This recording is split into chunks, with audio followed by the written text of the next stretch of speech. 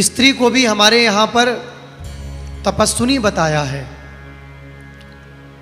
कभी भी पुरुष को स्त्री पर हाथ नहीं उठाना चाहिए। जो पुरुष अपनी स्त्री पर हाथ उठाए, या जिसने अपनी स्त्री पर हाथ उठाने का साहस भी जो पुरुष करता है, वो हमारी नज़रों में, हमारी दृष्टि में कभी वो मर्द नहीं हो सकता। पुरुष को स्त्री के ऊपर हाथ उठाना शोभा नहीं देता। भीष्म पितामह से सीखिए। भीष्म पितामह पांडवों की तरफ पर एक शिखंडी स्त्री थी, लेकिन मरते मर गए, लेकिन कभी भी उन्होंने स्त्री पर हाथ नहीं उठाया। अरे स्त्री घर की शोभा है, तपस्विनी है। उसने आपके लिए अपने कुल का त्याग किया, खानदान का त्याग किया, अपने कुल का नाम मिटा करके आपके कुल से जोड़ा। कंप्रोमाइज करिए। अगर नहीं तुम्हारे स्वभाव में भी मैच हो रहा है, तब भी कोशिश करिए कि मिलजुल करके रहा जाए। लोग कहते हैं इसको तो हम अपने जूती की नोक बना के रखेंगे, और आजकल की स्त्रियां झुकने को तैयार भी नहीं है, और झुकाना भी नहीं चाहिए, क्योंकि स्त्रियों को भी शास्त्रों ने तो तपस्विनी कहा है। और जिस घर में स्त्री का सम्मान है, पूजा है, उस घर में भगवान ही स्वयं वास करते हैं। यत्र नार्यस्तु पूज्यन्ते रमन्ते तत्र देवता। यदि आप बाहर का काम करते हो तो वो घर का भी काम निपटाती है। घर का काम करना कोई इतना इजी थोड़ी है। घर का काम स्त्री निपटाती है। और हम इस पक्ष में भी नहीं रहते हैं। आजकल कोई भी बात बताओ तो क्रॉस क्वेश्चन तुरंत आ जाता है। अगर कह दो भैया तुम बाहर नौकरी करना चाहते हो, तो नौकरी करने का तुम्हारा उद्देश्य क्या है? करना ही क्यों चाहते हो? काम करना है। बोले बस काम करना है, बस पैसा उद्देश्य नहीं है, लेकिन काम करना है। काम ही करना है तो क्या घर में अपने बच्चों को संभालना क्या ये काम नहीं है? घर में अपने परिवार को व्यवस्थित रूप से चलाना क्या ये काम नहीं है? अपने परिवारी जनों का, सास ससुर का, माता पिता का ध्यान रखना, अपने बच्चे का लालन पालन करना क्या ये काम नहीं है? बच्चों की परवरिश में माताओं ने आजकल अपने को हटाया है और फोन को पकड़ा दिया है। आजकल देखो 2 साल का बच्चा भी बिना फोन के दूध भी नहीं पीता। फोन दे दो फिर मैया कहीं भी चली जाए, कोई लेना देना नहीं है, माँ कहीं भी रहे। ये माताओं की, मैं आपके स्वयं के पैरों में खड़े होने के विपरीत नहीं हूं। आत्मबल से चलना, इसके मैं कोई विपरीत स्थिति पे नहीं हूं। आपका कोई विरोध नहीं कर रहा।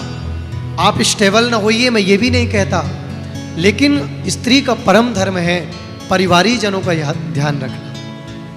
अपने बालक को बहुत आवश्यकता होती है माँ की, बहुत जरूरत होती है अपनी माँ की, जननी की, 5 से 10 वर्ष तक। और इसी वर्षों में बालक को यदि माँ ने तैयार कर दिया, फिर बालक को कह दोगे तो फोन नहीं छुएगा। उसे पता है कि फोन देखना बुरा है या गलत।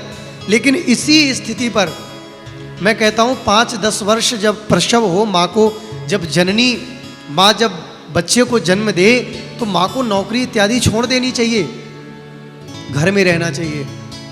बालक यदि आपका सुपुत्र निकल गया तो उस माँ को कभी रोना नहीं पड़ेगा।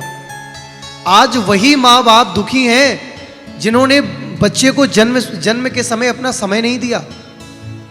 हम भी तो किसी माँ के बालक हैं। ये जो धर्म कर्म, जो संत बने हैं, जो बैरागी हो गए, ये जो राह अध्यात्म के मार्ग पर जो लोग जो लेके चल रहे हैं, वो भी बालक तो किसी माँ के पुत्र हैं। लेकिन जिस माँ ने बच्चे को शुरुआती समय पर माँ, हम एक बात बताएं, जन्म के बाद जब बालक 1-2 साल का होता है तो बच्चे को माँ की बहुत जरूरत होती है। 10-10 घंटा टाइम मांगता है बच्चा माँ का। उसको लो, गोद में खिलाओ, उससे बातें करो। भले वो नहीं जानता, तोतली भाषा करता है, लेकिन उसे बताओ राम कृष्ण श्रीमन नारायण वृंदावन आदि आदि तोतली भाषा बोलेगा बच्चा। और उसी जिस उम्र, जिस अवस्था पर एक बच्चे को माँ की जरूरत होती है, उसी अवस्था पर माँ अपनी मैट को बच्चे के हवाले करके और अपना प्रमोशन करवाने में जुट जाती हैं। मैं फिर कह रहा हूँ, विरोध नहीं करता। कई बहनों को हमारी बात बुरा लगेगा। हर बात को कपोल कल्पना मत समझा करिए, हर बात को बुरा मत समझा करिए, थोड़ा जाना करिए। इतना भी कामयाब होना जरूरी नहीं है कि तुम शादियां नहीं कर रहे हो। कई लोग तो, बच्चे तो बात क्यों शादी नहीं कर रहे हैं, माँ बाप बेचारे बूढ़े हो रहे हैं, बेटा विवाह कर लो, एक बार मैं तुम्हें दोनों को जोड़े से देखना चाहता हूँ। आप माँ बाप को कहते चुप रहो, अभी हमने करियर नहीं पाया। अरे राम राम, तुम क्या करियर पाना चाहते हो, क्या पाओगे तुम करियर? बूढ़े माँ बाप तुम्हें जोड़े से देखना चाहते हैं, गृहस्थ होते देखना चाहते हैं, लेकिन तुम करियर के आड़ पर कुछ और ही करते हो।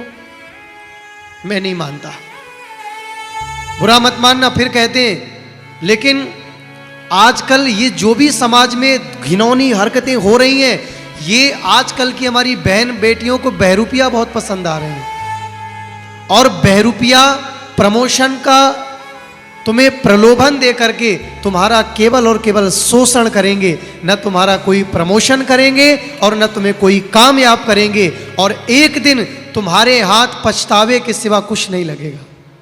न घर की रहोगी न घाट की रहोगी। इसलिए जागो जागो, हम तुम्हारे कोई विरोधी नहीं है, हम तुम्हारे बस केवल अध्यात्म गुरु होने के नाते शुभ चिंतक हैं। हमें पीड़ा होती है जब हम ऐसी स्थिति सुनते हैं। एक हमारी हिंदू बेटी को फारूक नाम का व्यक्ति हमारा स्वयं का हिंदू बनकर के लेके फरार।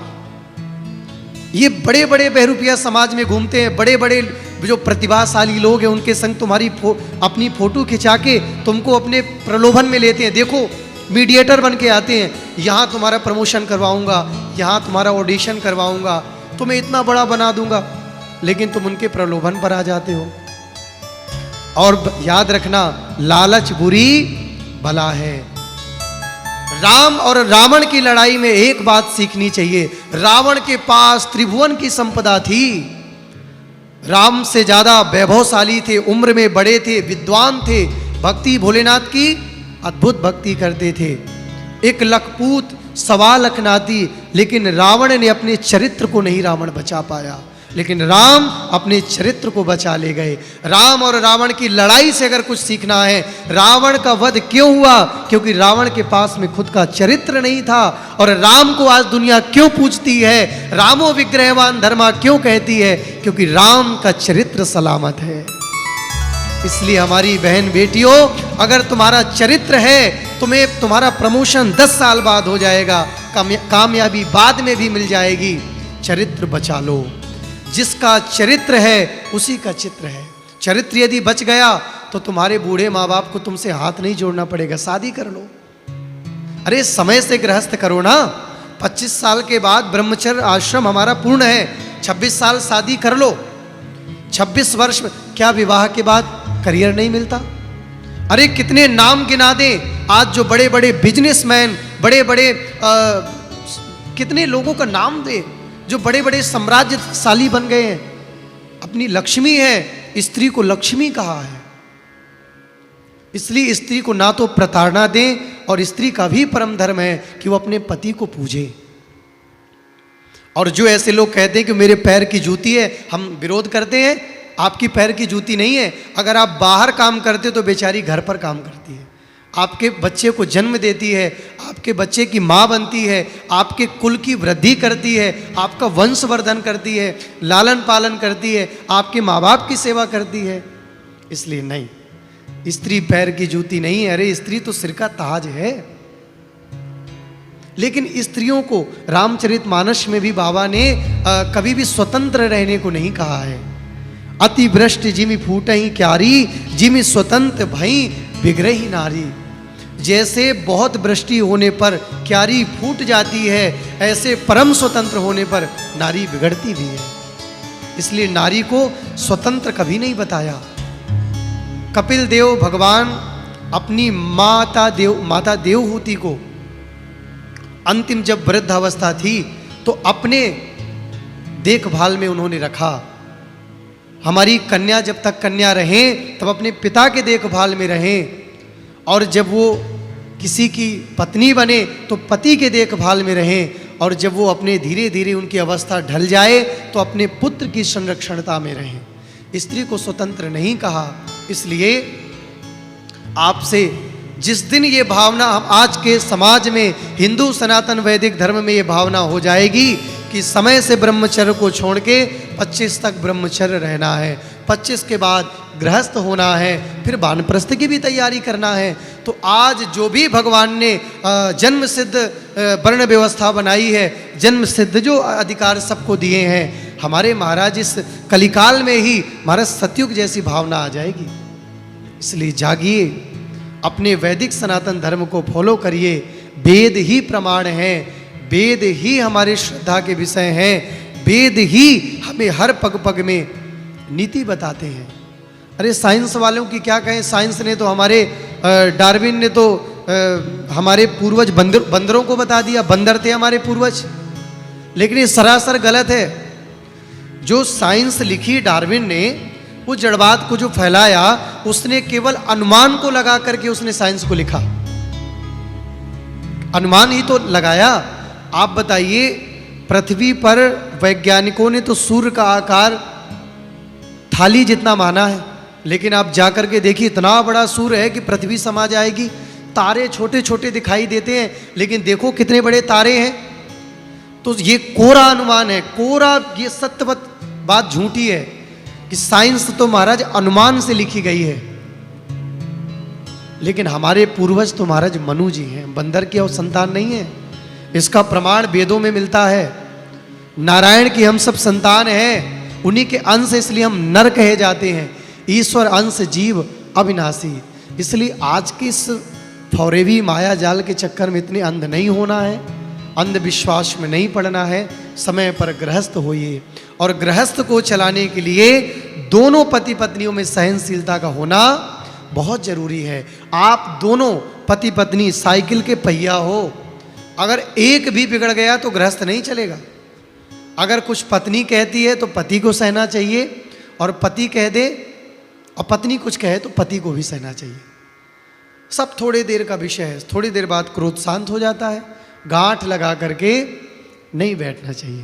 प्रेम से कहिए, बोल वृंदावन बिहारी लाल की जय जय।